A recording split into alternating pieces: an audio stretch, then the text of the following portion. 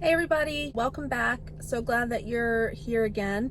I'm out running some errands today and I had a little bit of downtime, so I just figured I would jump on here real quick and just do a little quick video update after my last talk with everyone about my search for my, new direction in my professional life. And because I am trying to figure some stuff out, I have been rereading the One Thing book, and I've talked about that on here before. I read it before. I reread it again since I'm on this search of my new path, my new direction. And I really have been rethinking what is the one thing? Like, what is it that I want in my professional life? Now, if you've read that book, which I highly recommend you do, because the author can articulate the points much better than I can. But in the book, it talks about, you have multiple areas of your life. You have your professional life, your personal life, for example, etc.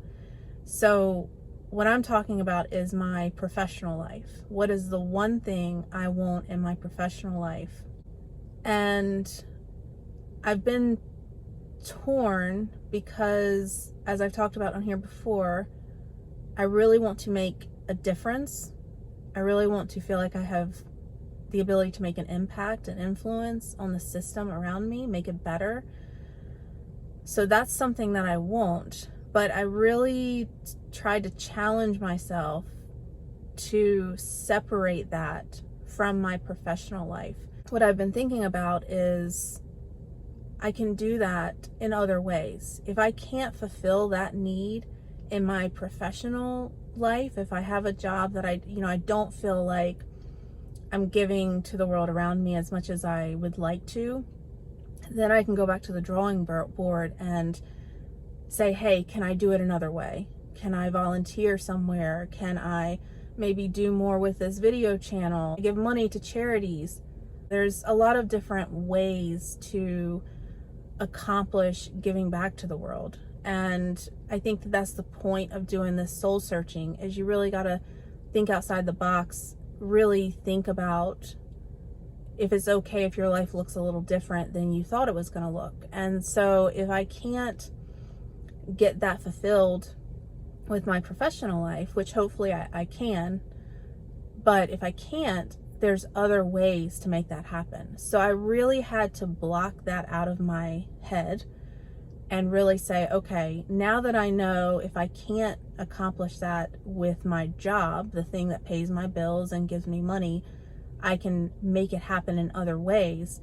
Then the question really becomes, what is it out of a job that what is the one thing that I want with my job, with my profession? And for me, I kept coming back to the words flexibility and freedom and options.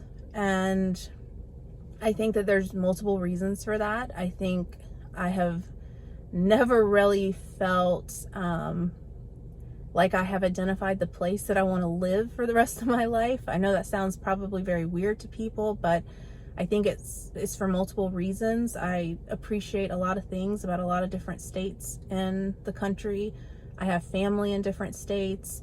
I want to see and experience a lot of places. So it's hard for me to pick the one place that I just want to be forever and never leave it. I want to see it all and do it all.